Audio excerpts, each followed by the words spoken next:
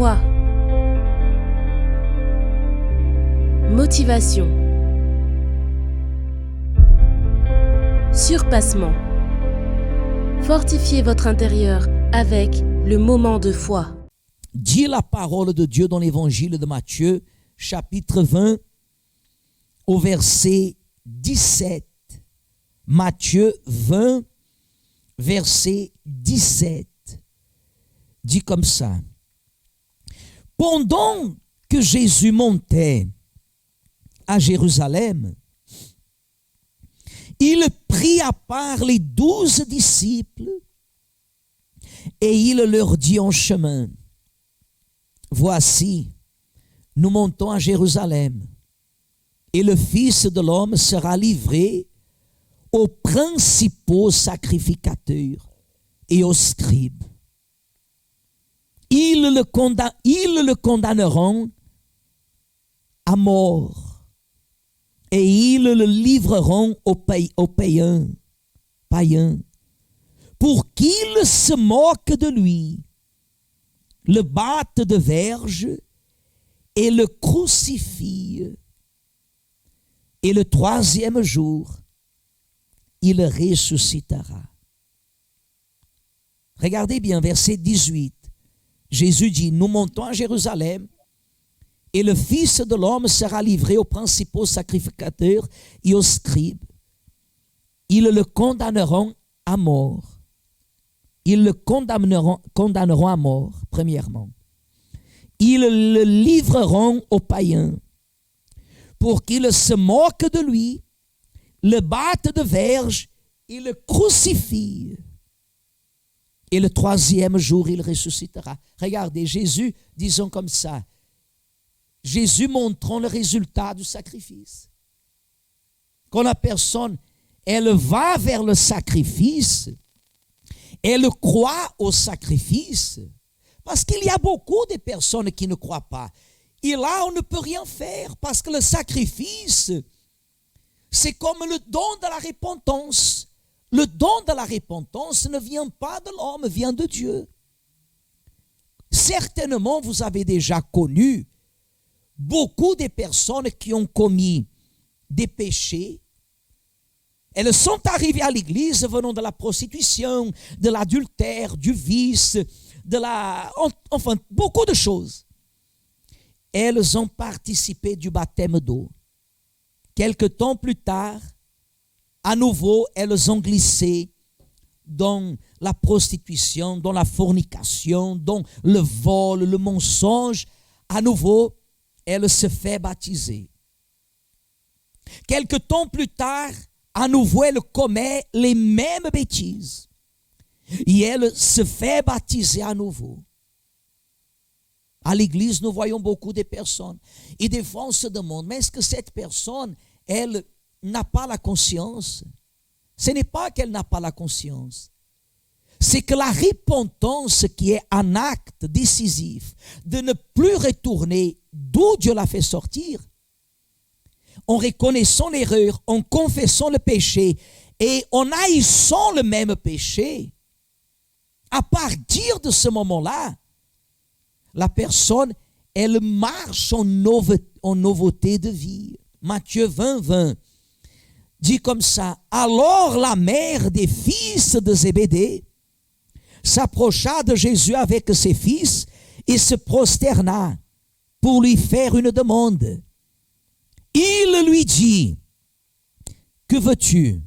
Que veux-tu? Ordonne, lui dit-elle. Ordonne, lui dit-elle, que mes deux fils, que voici, soient assis dans ton royaume, l'un à ta droite et l'autre à ta gauche. Ordonne, lui dit-elle, que mes deux fils, que voici, soient assis dans ton royaume, l'un à ta droite et l'autre à ta gauche.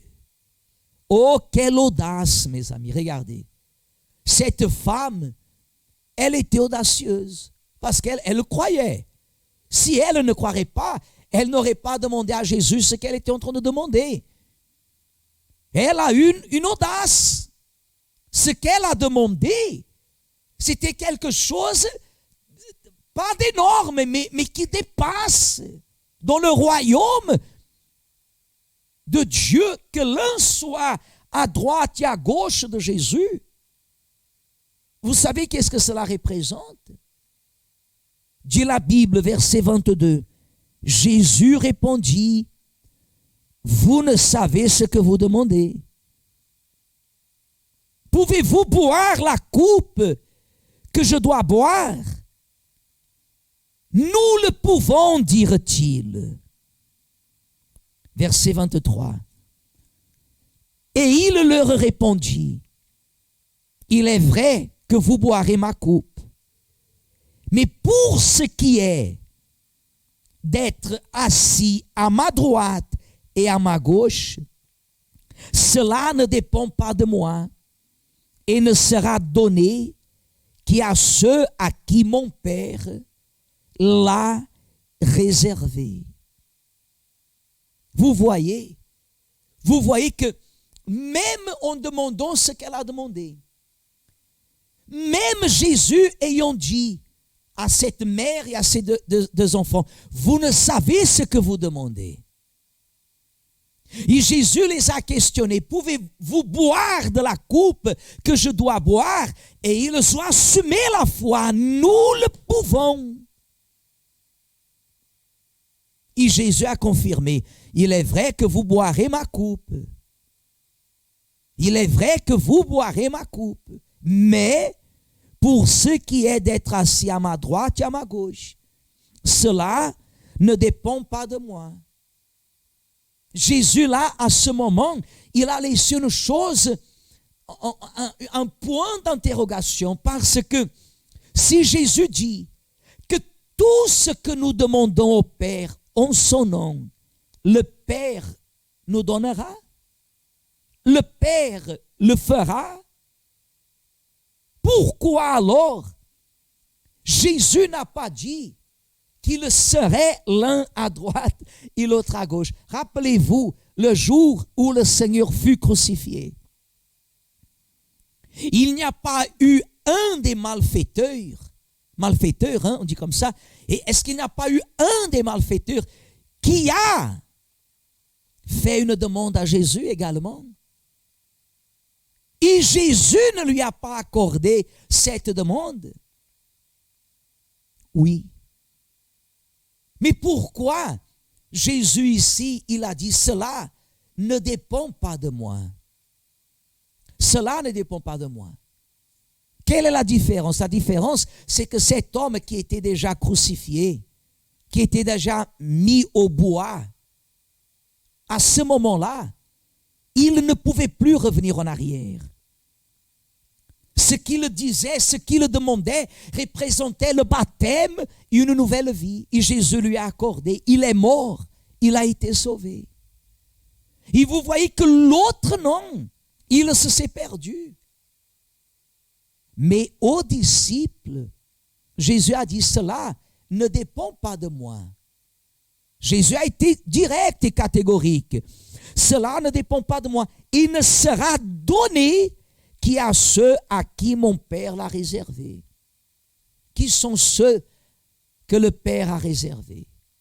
Sont ceux qui vivent pour le glorifier. Quand la personne elle a une alliance, elle marche jour et nuit, 24 heures sur 24, dans la présence de Dieu. Elle a l'envie de le glorifier.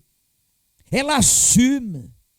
Elle fait comme Abraham, il a fait au moment que Dieu il est entré en alliance avec Abraham. La Bible dit que Dieu lui a dit de couper les animaux et de les mettre l'un face à l'autre.